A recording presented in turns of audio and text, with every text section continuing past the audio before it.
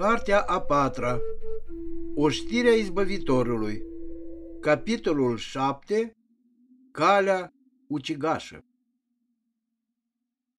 Solia turcească, în frunte cu Omar Bey și Mustafa Pașa, se pierdu în depărtare.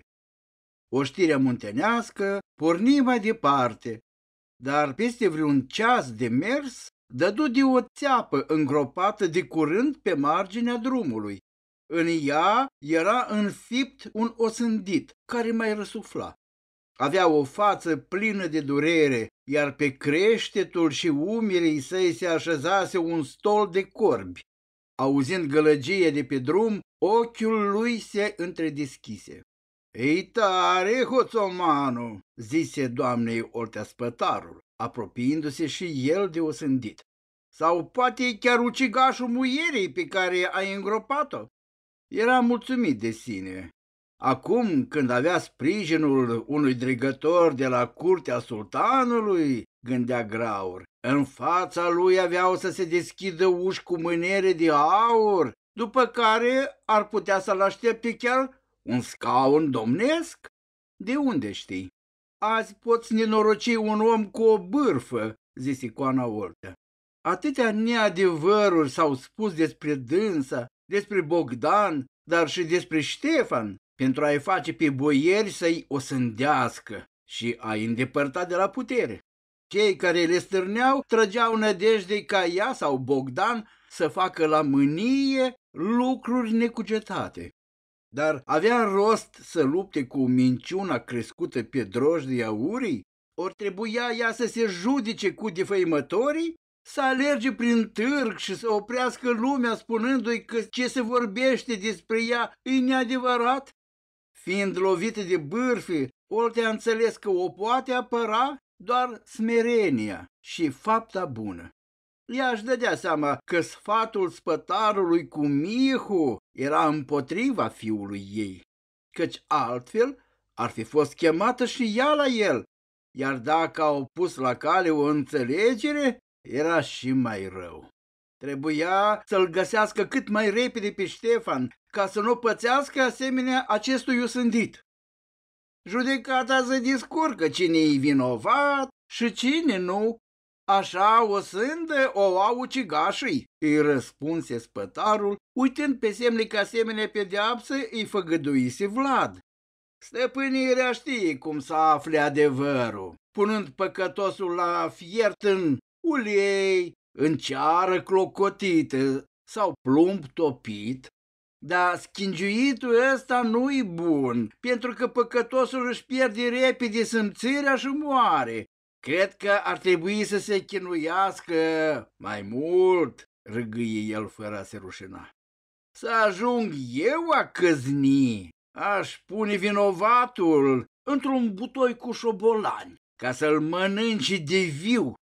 Și chiar trasul în țeapă nu trebuie făcut așa ca să iasă vârful pe gura osânditului, ci doar atât ca sub greutatea trupului să se străpungă singur, în chinuri, iar atunci când țeapa iar ajunge la inimă, să se pună lemne în jurul țepii la foc mocnit, prefăcând-o în lumânare. Dar cu stăruință aș preface pe cel schinjuit într-un vultur însângerat, dezvelindu-i șâra spinării și întorcându-i coastele ca aripile desfăcute. Dumitale, care caznă ți-ar plăcea să o faci lui Aron? Întrebă el. Oricine ar fi, nu-i creștinește să-ți bați joc de trupul omului. Ce-ar zice mama lui de l-ar vedea acum? Ce-ar zice mama dumitale de te-ar vedea în țeapă? Chiar îi face unui oștean plăcere să calce porunca Mântuitorului? Răspunse ea. Dar cum să te războiești fără a omorâ? Băgând unui prostălan țeapa în fund, în ceilalți intră frica. Pe când nepedepsirea trupească arată neputința de a stăpâni prostimea, gândi Graur. Cârmuirea trebuie să bage gloatei frica de boier, de bătaie, de temniță, ca să-i fie teamă, să ridice ochii din pământ, să deschidă gura, să se dea cu părerea, să judece sau să ia în râs stăpânirea, să învețe, să caute adevărul, să lupte pentru dreptate. Frica era fiica morții și dacă o alungai, aveai de furcă cu mamă sa. Din frica supușilor se năștea cruzimea cârmuitorilor. Se ascuțeau țepile și se înnoda lațul pe gâtul mulțimii. Nu-i valah să nu fure, zise spătarul. Numai dacă în fiecare sat ar fi câte o temniță, poate s-ar îndrepta lucrurile. Capitanii, porunci el arătând la cel din țeapă, să văd 10 săgeți în pieptul nelegiuitului. 10 săgeți se împlântară în osândit, alungând ciorele de pe el.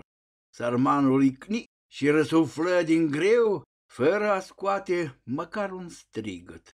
Acum îi vine sfârșitul, zise nemulțumit spătarul, luând de la pedestrașul de alături sulița, Graur o aruncă cu putere, împlântând-o în trupul celui urgisit.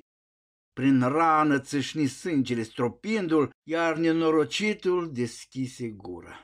Spătarul rupse un mănunchi de iarbă cu care își șterse haina, fața și linse sângele de pe mână. Acu și-i vine ceasul, ia băieți, să-l ajutăm, zise spătarul și începu să cânte ciuleandra. Lângă el veni fiul său cu câțiva capitani și apucându-se de mâini, închipuiră în jurul țepii un dans, învârtindu-l cu ițeală tot mai mare, până osânditul nu-și dădu duhul. Văzându-i moartea, dănțuitorii chiuire și se opriră. La vederea asta, Cocoana Oltea oftă. Așa putea pieri orice tânăr, mai ales unul cum se cade, crescut de ea cu atâta osârdie. Ștefan era cel mai urgisit dintre copiii ei și pentru el Oltea era gata să-și dea viața. Fiii ei mai mari gospodăreau moșii și numai Ștefan avea pornire spre militarie, voind să-i semne lui taică său. Când îl căutai, îl găseai dându-se peste cap, sărind, luându-se la trântă sau bătându-se cu ciomegi sau săbii de lemn. Nu se lăsa până nu se ridica peste toți. Oare ce l-a apucat când a plecat după crina, se întrebă ea. Să fi pierdut mințile din pricina fetei? Ei, unde să-l caut? Ce să fac de nu-l găsesc? Să mă lovesc cu Aron? Și să am încredere în spătarul muntenesc? Se întreba ea, privindu-l pe Graur care o urmărea cu ochii săi mici de sarsailă. Oltea își făcu semnul crucii și sărută crucița de aur de pe piept. Drumul vieții ei era trecut de culme. A fost pe vârf în timpul domniei lui Bogdan, iar acum era pe coborâș, apropiindu-se de sorocul neocolit. Viața nu i-a fost ușoară, ci trudită, cu cotituri și cumpene, dar în necazurile sale a avut o mare bucurie și fericire. Dragostea lui Bogdan. Iubirea i-a fost chemarea. A înțeles că dacă țara ar avea un trup, atunci locul ei, al Oltei, ar fi cel al inimii. Prin iubire își împlinise visul de soție și mamă, trudind zi de zi la ctitoria familiei și a domniei lui Bogdan. N-avea mult până s-ar uni cu el în lumea celor drepți, dar trebuia să se înfățișeze în fața iubitului ei mândră, cu sovestea curată, spunându-i că fiul lor, Ștefan, este stăpân în casa părintească. Tot drumul a vorbit în gând cu Bogdan. Era deprinsă să sfătuiască cu el despre treburile stăpânirii, nu doar pentru a-i descărca sufletul de griji, dar și pentru a-l face ca povestindu-i despre ele, să se lămurească el singur în pricini și să le găsească dezlegarea. Îl întreba despre ce ar face în cele mai primejdioase împrejurări, pregătindu-l pentru ele. Acum însă sfătuia cu el pentru a se lămuri asupra neprevăzutului ce o aștepta, ce-i pregătise soarta, un sfârșit rușinos sau o biruință asupra ucigașului. Dar orice ar fi fost, ea trebuia să-și înfrunte cumnatul care i-a furat visele, fericirea, casa, și să nu apuce ea arma în mână pentru a-și întoarce din ce i s-a luat? A amânat ani de zile această întoarcere, așteptând ajutor de la Iancu de Hunedoara, care se încurcase în luptele cu poarta. Acum venea acasă cu un pâlc de lefegii cu care nu putea câștiga un război, dar nădăjduia să scape viața lui Ștefan. Trimise umblători la Vlaicu, la fii și fiice, la rude, cerându-le ajutor cu oșteni, îndemnându-i să pornească pe cei nemulțumiți de cârmuire, așa ca să unească toată lumea nedreptățită. Moldavia era pe moarte și îi chema pe toți cărora le era dragă pentru a o rătui. Moldavia era pe moarte și îi chema pe cei plecați să se întoarcă, să-și o ia înapoi. Moldavia era pe moarte, lovită de molema hoției și a nelegiuirii, de ciuma tălhăriilor și a desfrâului. Cei rămași în ea, cei umili, orbi, muți și surzi, amețiți de minciunile cârmuirii, trebuiau să se dezmeticească și să o audă. Moldavia era pe moarte și plângea cu lacrimi de sânge, chemându-și fiii să iasă în fața casei domnești, în fața cetății de scaun, în fața poterii, în fața armatei, să se ia cu toții de mâini și să ceară plecarea despotului, sau să plece tot norodul ca turmele de oi peste munți, să-și lese pământurile nelegiuiților? Moldavia era pe moarte, iar Dumnezeu privea la asta nesimțit, lăsând poarta raiului fără strajnici? Moldavia moare! Bătea chemarea în inima Oltei. Acum, peste 5 ani după moartea lui Bogdan, ea venea asupra țării cu răzbel, ce avea să lase în urmă nenorocire și lacrimi. Și chiar de poruncea ea oștenilor lui Graur să nu fure. Aveau ei să se lase de prădăciuni? Aveau ei să lase neatinsă averea celor uciși? Nu erau gospodăriile învinșilor prada de război ce li se cuvenea învingătorilor? Să treacă oștenii flămânzi pe lângă casa țăranului și să nu-și ia măcar o pită sau o căruță pe care să o umpli cu ce-or găsi? Să nu ia de la nerod, de la umil. E mai bine decât să-i taie mâna sau capul. Nu e o binefacere. Așa era legea războiului. Și o femeie să o schimbe? Războaiele pe mulți i-au boierit. Nu doar pe cei care au despuiat morți, dar și pe cei care au strâns pâine și vite pentru armată. Iar cei care au hoțit la răzbel furau și pe vreme de pace. Unii o făceau din sărăcie, iar alții din plăcere, vesel și îndrăzneț, lăsându-i pe cei căscați nu doar cu mâna goală, dar și cu ochii beliți. Cât de plină de duh și peripeții e viața hoțului! Era sătul, stătea la călduț și petrecea. Și să nu fie el drag desfrânatelor și șmecherilor, cu ajutorul lor, hoțomanii cei mari ajungeau și la curtea domnească.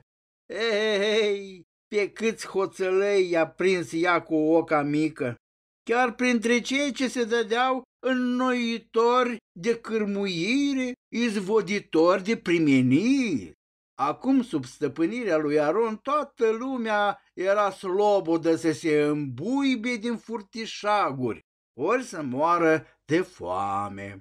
Iar foamea, spuneau îmbuibații, l-ar face hoț și pe un sfânt. În Moldavia înfometată de giftuire și petreceri, să-i fie cuiva foame de muncă cinstită, de credință și dreptate, celor nedreptățiți și jefuiți? Dacă nelegiuiții n-ar fura, n-ar lua mită, pentru ei și-ar pierde rostul, dregătoriile, războaiele, stăpânirile, căci a trăit din muncă cere o sârdie și bună o rânduire, iar cu cât era mai mult dezmăț, cu atât era mai frumoasă viața de fur, frumoasă, dar scurtă. Căci o femeie se ruinează prin destrăbălare, iar bărbatul prin hoție. Hoțomanul însă nădăjduiește să se gospodărească la vreme și să scape basma curată, căci furul neprins e negustor, cinstit. Nu oare hoții neprinși de Alexandru cel Bun s-au boierit pe timpul fiilor săi? Se întreba Oltea. Nu ei l-au vândut pe Bogdan? Da, un gospodar avea nu doar câini la poartă, ci și sabii deasupra patului și armași la ușă, mai ales acela care a adunat atât cât nici n-avea nevoie, căruia era frică să-i afle lumea toată averea. Frica de a pierde ceea ce avea îl usca pe dinăuntru. În visele sale el se simțea nu doar cu musca pe căciulă, dar și cu țeapa în fund. Nu-i mai rămânea nici urmă din veselia de altădată. El se înconjura cu legiuitori și gărzi. Fiindu-i frică de hoții cei tineri, îi judeca, îi băga la temniță ca nu cumva să ajungă în preajma averilor sale. Hoțul cel mare semăna cu omul cinstit. El nu te fura la cuțit, ci la preț și la județ, iar câștigul cel mare îl aduceau păcatele cele grele, cele mai neobrăzate. Ce le rămânea celor furați de furi, dacă nu să fure de la cei căftăniți din furtișaguri? De fura un copil și lumea îl îndreptățea, altul căuta de unde ar fura și el.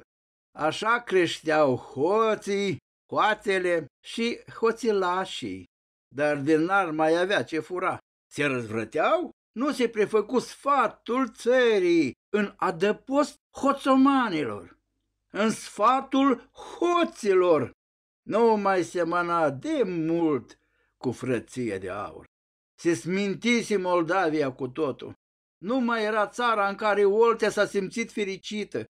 Cum va intra în casa domnească și va pune la loc rânduielile curții, se va călugări, pregătindu-se de unirea cu cel care a iubit-o cu toată puterea sufletului.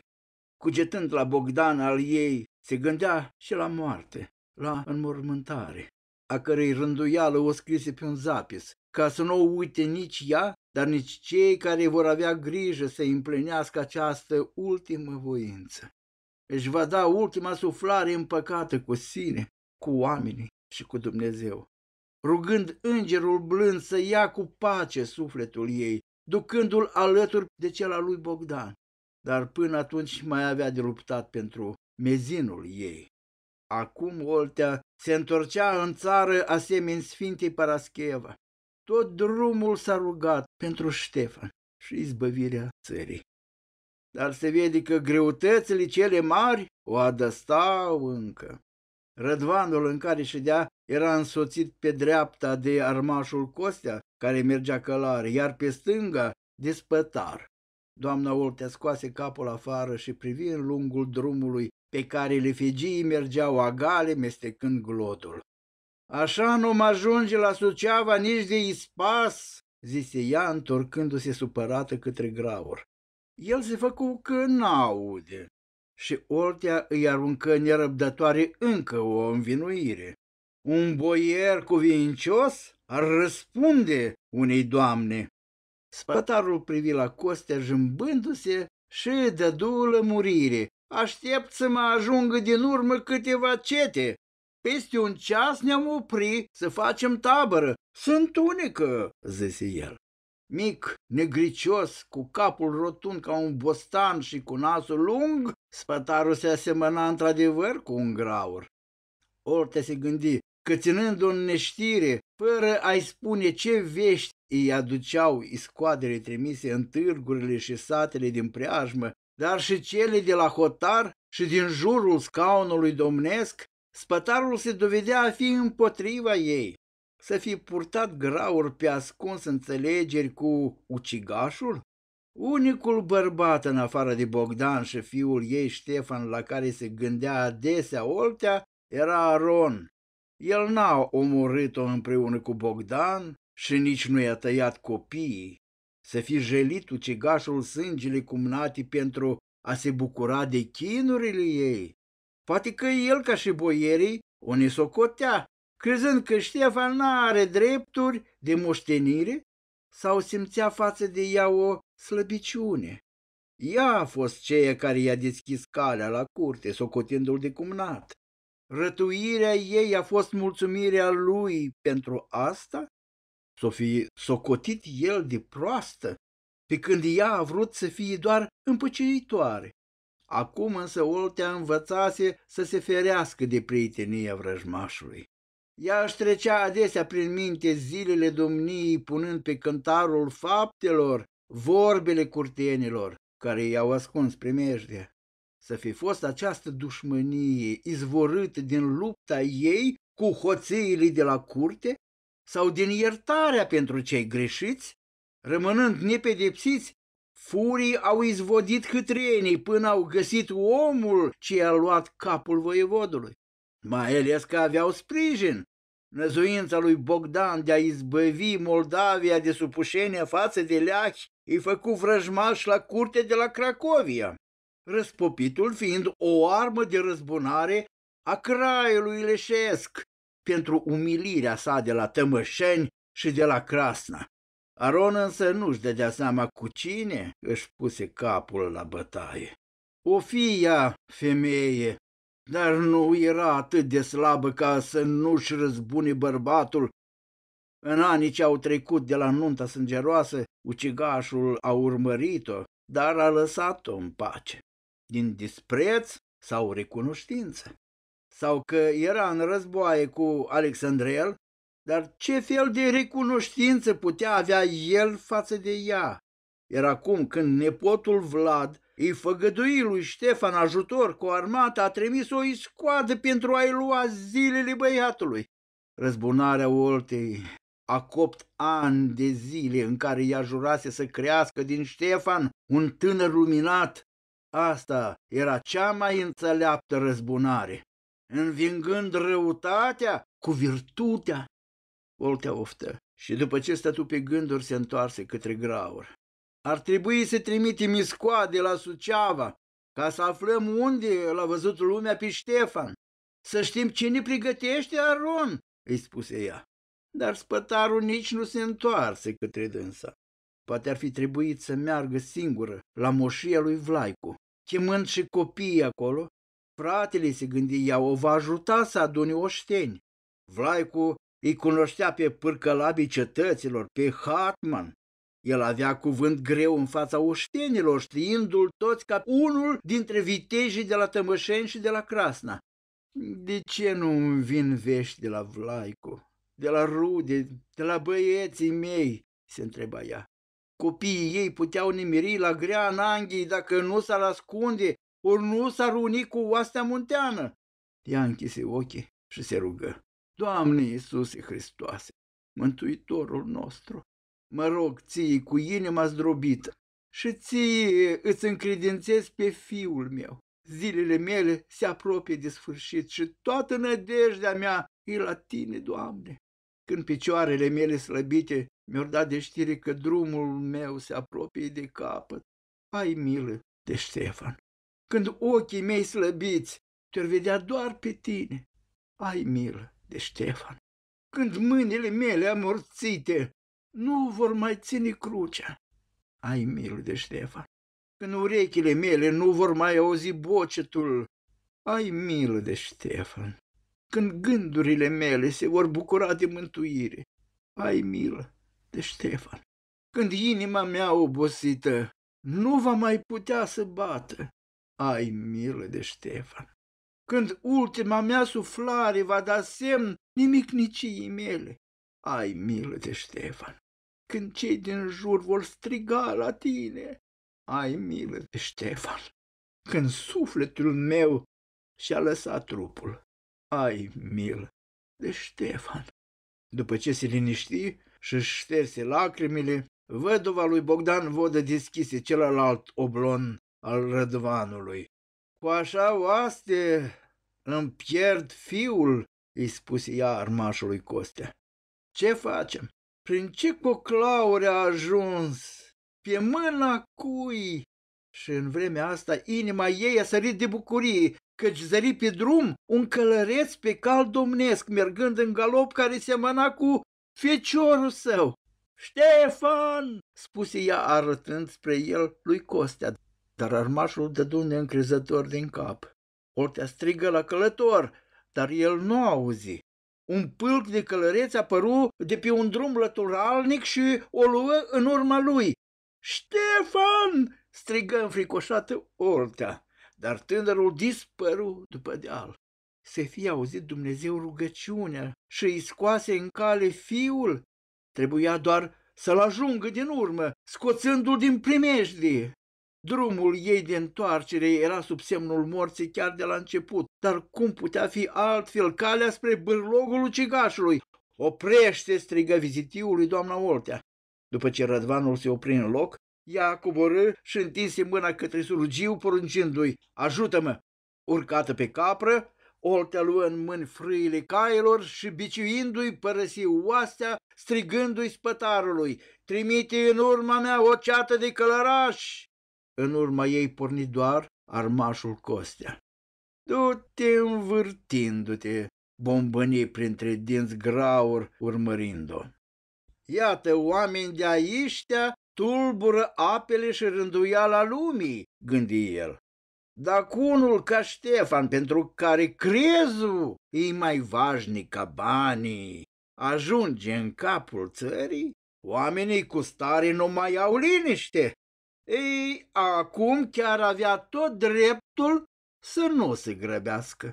Cea care plătise soldații nu mai avea să-l bate la cap, iar el rămase fără a ști la ce mergea spre Suceava. Doar să pună stăpânirii pe cetatea de Scaun și să se facă el singur despotul Moldaviei, asemenea lui Ciubăr? Asta dacă va izbuti să ia viața lui Aron, iar cu guguștiucul de Ștefan s-a lămuri el, gândi spătarul. Opriți! Facem popas! Porunci el căpitanilor și privi în jur pentru a alege un loc mai bun pentru tabără. Văzând un deal pleșuf, se îndreptă spre el, ridicând costișa călare. În întâmpinarea trăsurii ce se depărta apăru arapul lui Aron în haine negre de bubos, care se opri privind cu uimire cum văduva lui Bogdan voievod, urcată pe capra Rădvanului, dădea bici cailor și se pierdea în amurg. Întunericul care îi venea de la Suceava nu putea să o oprească. Era hotărâtă să-l străbată, să treacă peste orice opreliște pentru a-și găsi fiul. După ce gărzele l-au adus pe bubos către spătar, acesta porunci să fie lăsat în doi cu solul. Ascultându-l și primind de la el darurile otrăvite, spătarul l-a trimis la cuhne să mănânce. Rămânând singur și stând o vreme pe gânduri, își chemă fiul. Când băiatul se apropie, închinându-se în fața lui tătânii său, acesta zise: ia 100 de călărași și umblători. Ai poruncă să o ajungi din urmă pe coana lui Bogdan Vodă și să o urmezi. Când îi ajunge la fratele ei Vlaicu și copiii ei, să le iei capul la toți, ca să nu rămână nimeni care l-ar recunoaște pe Ștefan, că dacă o fi cu izbândă lupta noastră cu Aron, te-o pune pe tine, domn, în Moldavia, zicând că tu ești Ștefan. Destui proști s-au perindat în scaunul de la Suceava, e timpul să vină și unul mai isteț. Având sprijinul porții, îl vom băga în mormânt și pe Vlad. Și atunci, ficiorașule, vor domni graurii. dar înainte de toate dă poruncă să-i se ia viața solului Bobos, ca să nu ne umple cumva de boală. Auzindu-l, fiul său chiui și strigă către tăria cerului: "Sunt despotul!" și se repezi către ai săi. După ce se auzi răcnetul de moarte al solului, la graur ajunse și Ciuleandra, închipuită de oșteni în jurul Bobosului căzut pe iarbă, cu mâinile la burtă, încercând să-și țină în pânte și borhoturile. Din umbrele asfințitului ce se lăsau peste zare, în mijlocul dănțuitorilor veni o umbră, plecându-se asupra arapului, care zăcea cu gura deschisă, trăgând aer în piept, încercând să învingă scurgerea de sânge ce făcu în jurul lui o băltoacă. Privind danțul, graur strânse sticluța cu o travă în buzunar, simțindu-se atot puternic, și-și zise mulțumit că împărații și cu craii ridică cetățile cu anii, fac ziduri groase, cu șanțuri acufundoase, ca moartea să nu-i găsească. Dar ea din scaun minunat îi aruncă morți în pat. Moartea e în lume mai tare, ea pe nimeni drag nu are și de ea nu ai scăpare, cum nu va avea scăpare nici Ștefan la întâlnirea cu el, spătarul morții. După ce arapul își dădu sufletul, în urma trăsurii doamnei Oltea se repeziră câțiva umblători. Suta de călăraș a lui Ștefan cel neadevărat se așeză la mâncare și se găti să o urmeze pe doamna Oltea, ca să ia viața la tot neamul ei.